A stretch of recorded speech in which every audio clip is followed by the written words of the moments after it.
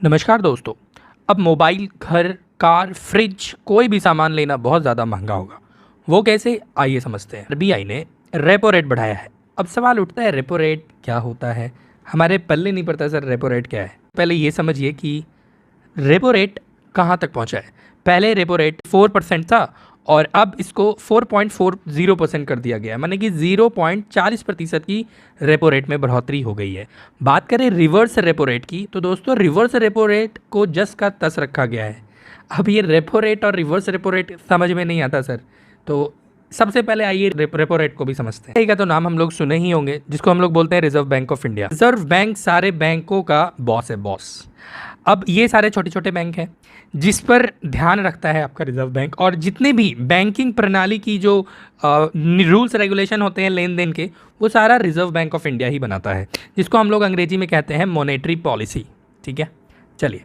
अब ऐसा है कि लोन हम लोग लेने जाते हैं, लेकिन सवाल उठता है कि ये जो छोटे छोटे बैंक हैं इनके पास पैसा कैसे आता है? हमारे से तो ये लोग इनकम कमाते ही कमाते हैं। उस इनकम को कमाने के लिए इनके पास भी थोड़ा बहुत पैसा होना चाहिए बैंक के पास, तो ये कर्ज लेते हैं आरबीआई से। अब जो आरबीआई है बैठा है भाई, ये भी तो प्रॉफिट है, इसको भी तो प्रॉफिट चाहिए। अब ये जो लोन देता है छोटे छोटे बैंकों को, उस पर एक इंटरेस्ट लेता है उस बैंक से, उसको हम लोग कहते हैं रेपो रेट।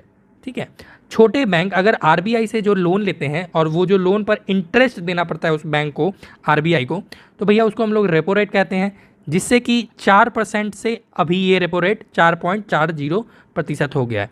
अब सवाल उठता है कि इसका असर हम लोगों के ऊपर कैसे पड़ेगा, कैसे टीवी फ्रिज महंगा होगा। देखिए, हम लोग जैसे कि कार लिए, घर लिए, तो यार ये सब लेने के लिए हम लोग क्या करते हैं, लोन लेने चले जाते हैं। अब लोन जो हमको बैंक देती है आरबीआई से, ये 4.40% पर अभी इसको मिलेगा पैसा। और ये जो बैंक है, ये हम लोगों को जो लोन देगा, ये आपको देगा, मान लो 10% पर लोन दिया या 11% पर लोन दिया। अब पहले ये रेट था, अब इसको बढ़ा के कर देगा कि भैया अब हम आपको 11% पर लोन देंगे। कहने का मतलब हम लोगों को भी तो पैसा एक्स्ट्रा देना पड़ेगा इस बैंक को, क्योंकि इसको भी प्रॉफिट कमाना है, और ये तो भाई आरबीआई। तो अब सवाल उठता है, रेपो रेट क्यों बढ़ाया जाता है? देखिए, रेपो रेट इसलिए बढ़ाया जाता है क्योंकि बाजार में जितना भी महंगाई होता है, उस महंगाई को रोकने के लिए रेपो रेट बढ़ा दिया जाता है। अब पूछिएगा कैसे? जैसे कि मान लिया जाए हम बैंक से लोन ले लिए, और वही लोन का पैसा मेरे पास तो है, और हम चले गए बाज़ार में। अब कैश जितना बाज़ार में होगा उतनी ज़्यादा महंगाइयाँ होंगी। अब सीधी सी बात है, आपके पास 1 लाख रुपया है, आप बाज़ार गए हैं, तो आपका मन करेगा ना कि अभी एक काम किए, 1 किलो कुछ सब्जी लिए हैं, तो अब मन करेगा ना, चलो ना 1 किलो मटन ले लेते हैं, चलो ना 1 किलो, यानी कि पैसा खर्च होता रहेगा मनमाने ढंग से।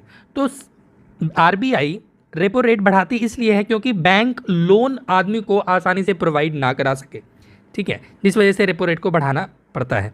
अब सवाल उठता है कि ये रिवर्स रेपो रेट क्या होता है? देखिए, एक्चुअली ऐसा है कि कभी कभी बैंक भी 3-4 दिनों के लिए बंद हो जाती है। अब बंद हो जाती है तो बैंक को तो मालूम है कि भाई मेरे पास तो पैसा आना नहीं है, इतना ही पैसा है। अगर मान लिया जाए उसके पास ज़रूरत से ज़्यादा पैसा हो जाता है, तो बैंक वापस से आरबीआई को बोलती है, देखिए मेरा बैंक में अभी कोई लेन देन नहीं होगा क्योंकि 3 दिन छुट्टी है, हम चाहते हैं कि आप मेरा पैसा रख लीजिए और फिर जब होगा तो हम लोन में ले लेंगे।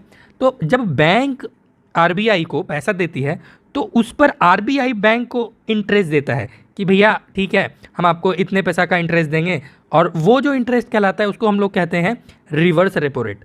अब देखिए, रिवर्स रेपो रेट को छेड़ा नहीं गया है। रिवर्स रेपो रेट जो था पहले 3.44% वही है, लेकिन रेपो रेट को बढ़ा दिया गया है। इसलिए बढ़ा दिया गया है क्योंकि मार्केट में कैश का फ्लो कम हो जाए, लोग लोन्स कम लेना पड़े।